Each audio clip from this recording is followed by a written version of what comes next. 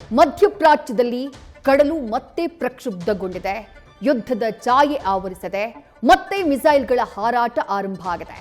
ಜಗತ್ತು ಶಾಂತಿ ಮಾತುಕತೆ ಆಗ್ತಾ ಇದ್ದ ಹಾಗೆ ನೆಮ್ಮದಿಯ ನಿಟ್ಟುಸಿರನ್ನ ಬಿಟ್ಟಿತ್ತು. ಯುದ್ಧ ನಿಂತು ಹೋಗುತ್ತೆ, ಮತ್ತೆ ಎಲ್ಲವೂ ಸಹಜ ಸ್ಥಿತಿಗೆ ಬರುತ್ತೆ ಅನ್ನುವಂಥ ನಿರೀಕ್ಷೆ ಇತ್ತು. ಆದರೆ ಆ ನಿರೀಕ್ಷೆ ಒಪ್ಪಂದ ಆದಂಥ ಕೇವಲ 20 ದಿನಗಳ ಒಳಗಾಗಿ ಹುಸಿಯಾಗ್ಬಿಟ್ಟಿದೆ. ಯಾಕಂದ್ರೆ ಎರಡೂ ರಾಷ್ಟ್ರಗಳು ಮತ್ತೆ ರಕ್ತ ಕಾರೋದಕ್ಕೆ ಶುರುವಾಗಿದ್ದಾವೆ. ಎರಡೂ ರಾಷ್ಟ್ರಗಳ ಮಧ್ಯೆ ಅಮೆರಿಕ ಹಾಗೆ ಇರಾನ್ ಮಧ್ಯೆ ಯುದ್ಧ ತೀವ್ರ ಸ್ವರೂಪವನ್ನ ಪಡ್ಕೊಂಡಿದೆ. ಮಧ್ಯಪ್ರಾಚ್ಯದಲ್ಲಿ ಯುದ್ಧ ತೀವ್ರವಾಗ್ತಾ ಇದ್ದ ಹಾಗೆ ಅಮೆರಿಕ ತನ್ನ ದಾಳಿಯ ತೀವ್ರತೆಯನ್ನ ಹೆಚ್ಚು ಮಾಡಿದೆ. ಖಮೇನಿ ಅಂತ್ಯಕ್ರಿಯೆಗೂ ಮುನ್ನವೇ ಅಯಾತುಲ್ಲಾ ಅಲಿ ಖಮೇನಿ ಅಂತ್ಯಕ್ರಿಯೆ ಇವತ್ತು ಮಶಾದ್ ನಗರದಲ್ಲಿ ನಡೀತಾ ಇದೆ.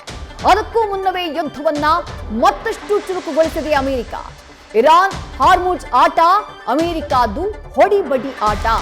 ಇರಾನ್ ಹಾರ್ಮುಜ್ನಲ್ಲಿ ವಾಣಿಜ್ಯ ಹಡಗುಗಳ ಮೇಲೆ ಮಾಡಿದಂತಹ ಡ್ರೋನ್ ದಾಳಿಗೆ 3 ಹಡಗುಗಳ ಮೇಲೆ ಸೌದಿ ಹಾಗೆ ಕತಾರ್ ಸೇರಿದಂತೆ 3 ರಾಷ್ಟ್ರಗಳ ಹಡಗುಗಳ ಮೇಲೆ ಇರಾನ್ ದಾಳಿಯನ್ನ ಮಾಡುತ್ತೆ.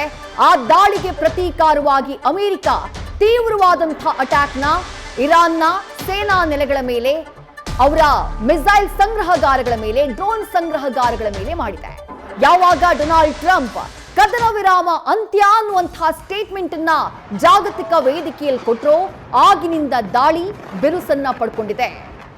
ಮಧ್ಯಪ್ರಾಚ್ಯದಲ್ಲಿ ಅಮೆರಿಕ ಮಾಡಿದಂತಹ ದಾಳಿ, ಇರಾನ್ನ ಮೇಲೆ ಆದಂತಹ ಅಟ್ಯಾಕ್, ಸುಮಾರು 90 ಟಾರ್ಗೆಟ್ಗಳನ್ನ ಗುರಿಯಾಗಿಸಿ ದಾಳಿ ಮಾಡುವಂತಹ ಕೆಲಸವನ್ನ ಅಮೆರಿಕ ಮಾಡಿದೆ. ದಾಳಿ ಕಾರಣ ಏನು? ಹಾರ್ಮುಜ್ ಜಲಸಂಧಿಯಲ್ಲಿ ಶಾಂತಿ ಮಾತುಕತೆ ಆದಂತಹ ನಂತರದಲ್ಲಿ 1 ವಾರದ ಹಿಂದೆಯೂ ಕೂಡ ಹಾರ್ಮುಜ್ ಜಲಸಂಧಿಯಲ್ಲಿ ಹಡಗುಗಳ ಮೇಲೆ ಅಟ್ಯಾಕ್ ಆದಂತಹ ಸಂದರ್ಭದಲ್ಲಿ ಅಮೆರಿಕ ಅದಕ್ಕೆ ಕೌಂಟರ್ ಕೊಡುವಂತಹ ಕೆಲಸ ಮಾಡಿತ್ತು.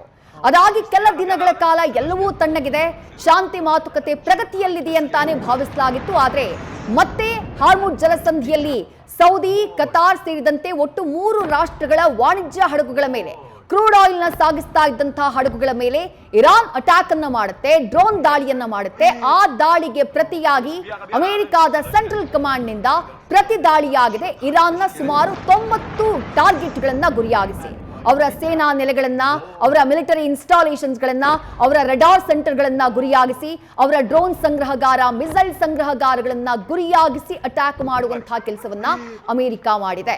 ಹೀಗಾಗಿ ಮಧ್ಯಪ್ರಾಚ್ಯದಲ್ಲಿ ಮತ್ತೆ ಯುದ್ಧ ತೀವ್ರ ಸ್ವರೂಪವನ್ನ ಪಡ್ಕೊಂಡಿದೆ. ಅಲ್ಲಿಗೆ ಶಾಂತಿ ಮಾತುಕತೆ ಜೂನ್ 17 ಹಾಗೆ 19ನೇ ತಾರೀಕು ಏನ್ ಸಹಿಯನ್ನ ಹಾಕಲಾಗಿತ್ತು, ಆ ಶಾಂತಿ ಮಾತುಕತೆಗೆ ಎಳ್ಳು ನೀರು ಬಿಟ್ಟ ಹಾಗಾಗಿದೆ. ಟ್ರಂಪ್ ಆದೇಶದ ಅನ್ವಯ ಯುಎಸ್ ಸೆಂಟ್ರಲ್ ಕಮಾಂಡ್ ನಿಂದ ಏರ್ ಸ್ಟ್ರೈಕ್ ಆಗಿರೋದು ಇರಾನ್ನ ಮೇಲೆ. ಇರಾನ್ನ ಬಂದರು ಪ್ರದೇಶಗಳು, ಮಿಲಿಟರಿ ನೆಲೆಗಳನ್ನ ಗುರಿಯಾಗಿಸಿ ಅಮೆರಿಕ ಅಟ್ಯಾಕ್ ಅನ್ನ ಮಾಡಿದೆ. ಹಾರ್ಮುಜ್ನಲ್ಲಿ ಉದ್ವಿಗ್ನತೆಯನ್ನ ಗಮನದಲ್ಲಿಟ್ಟುಕೊಂಡು ಕರಾವಳಿ ತೀರದಲ್ಲೇ ಅಟ್ಯಾಕ್ ಅನ್ನ ಮಾಡಲಾಗಿದೆ. ಕಳೆದ ರಾತ್ರಿ ಇರಾನ್ನ ಸುಮಾರು 90 ಸೇನಾ ನೆಲೆಗಳ ಮೇಲೆ ಅಮೆರಿಕ ಅಟ್ಯಾಕ್ ಅನ್ನ ಮಾಡಿದೆ, ಏರ್ ಸ್ಟ್ರೈಕ್ ಅನ್ನು ಮಾಡಿದೆ. ಇರಾನ್ನ ಏರ್ ಡಿಫೆನ್ಸ್ ಸಿಸ್ಟಮ್ಗಳು, ರಡಾರ್ ಕೇಂದ್ರಗಳು, ಶಸ್ತ್ರಾಸ್ತ್ರ ಸಂಗ್ರಹಗಾರಗಳನ್ನ ಉಡೀಸ್ ಮಾಡಿದ್ದೇವೆ ನಾವು ಅಂತ ಹೇಳಿ ಅಮೆರಿಕ ಹೇಳ್ಕೊಂಡಿದೆ. ಜೊತೆಗೆ ನೌಕಾಪಡೆಯ ಮೂಲ ಸೌಕರ್ಯಗಳನ್ನ ಗುರಿಯಾಗಿಸಿ, ಇರಾನ್ನ ನೌಕಾಪಡೆಯ ಮೂಲ ಸೌಕರ್ಯಗಳನ್ನ ಗುರಿಯಾಗಿಸಿ ಅಮೆರಿಕ ದಾಳಿ ಮಾಡಿದೆ.